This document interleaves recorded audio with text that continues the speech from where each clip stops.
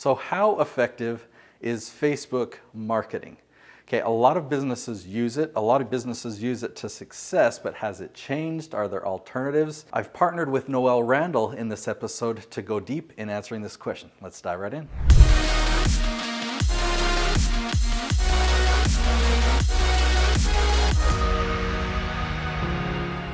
So let's talk about Facebook advertising. So before we even get into if this is effective or ineffective, let's first talk about Facebook advertising. I have some experience with it. You have some experience with it. Let's just talk a little bit about it so people understand. So my experience with Facebook ads and why I went to Facebook ads as an entrepreneur was because it was so easy. You know what I mean? I think a lot of entrepreneurs say, okay, I'm going to run some Facebook ads. I already have a Facebook account. They make it really easy to become an entrepreneur and then put some ads out and not spend much. You can put a $5 budget, a $10 budget. So you can kind of just give Facebook a few $100s without necessarily feeling like you're risking too much. So I think it's a really go-to thing for entrepreneurs because it's so easy. Now, the problem with it that I think we're going to get to in a second is this effective? So talk to me for a second. What are some of your experiences with Facebook advertising? What have you done with it and why did you choose it? Yeah, so I haven't done it as much as you. But the reason I did choose it is because it's kind of the go-to place for ads now. It kind of seemed to replace Google ads, which, you know, I've used that in the past too. And in my first experimenting, I was successful. I put on an event and I was able to fill an event with, you know, a small number. But then I put on another event in a different city. I invested double the money at least, and I didn't get any from it. And so it's that was a challenge for me. I know in your case, like as we met, that's where you were generating a lot of the leads for your business. And I was impressed because you had figured out, you know, all the funnels and the sales side of your business to make 7 figures through Facebook ads. But it's interesting to see that just within a few months of what we were doing on YouTube, you just turned off Facebook. So that leads us to the real point of this. So obviously Facebook ads are not terrible. It worked for me in some sense.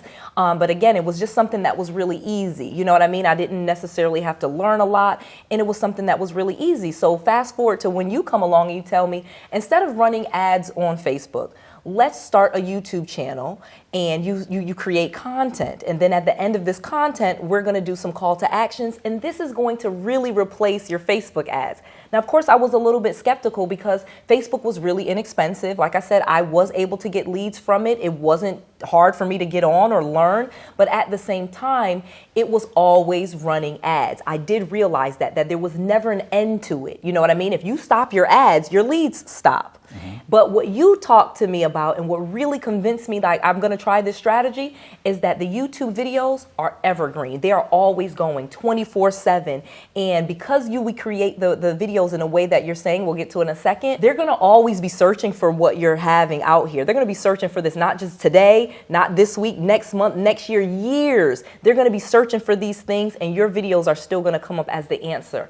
I was immediately sold because, like I said, advertising, once you stop it, your leads stop. This one, it didn't. So let's get into that part. Yeah, well, it just, you take the time and the effort to make this video, right? We follow a strategy to make the video, but then to think once you launch it on YouTube, it continues to work for you month after month, year after year after year. Those videos that we launched in that first month, 2.5 years ago now, they're still generating leads. And it's amazing. It is amazing. And so each video, so the way that you're thinking about this, instead of doing Facebook advertising, so to answer the question, are they effective? Yeah, they can be. But one of the really big cons to a Facebook ad is that when you turn the ad off, the lead stops. That's one. Another con that you figured out was that maybe in one area and one demographic it works, and then in another demographic it doesn't. So you're always testing and always trying. And of course, that means spending money. That's another thing. Every test on an ad is going to cost you money. You don't get to test anything,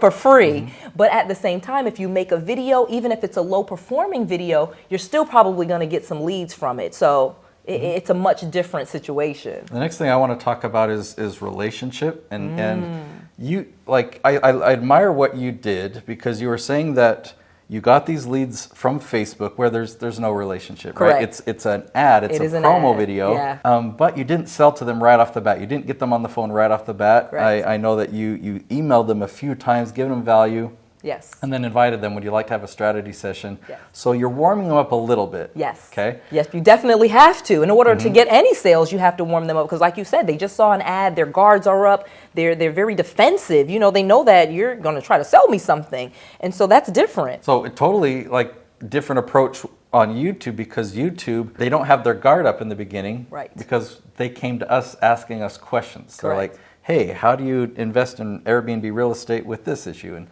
And so we present that value to them. We start to build a relationship. They appreciate that value. Yep.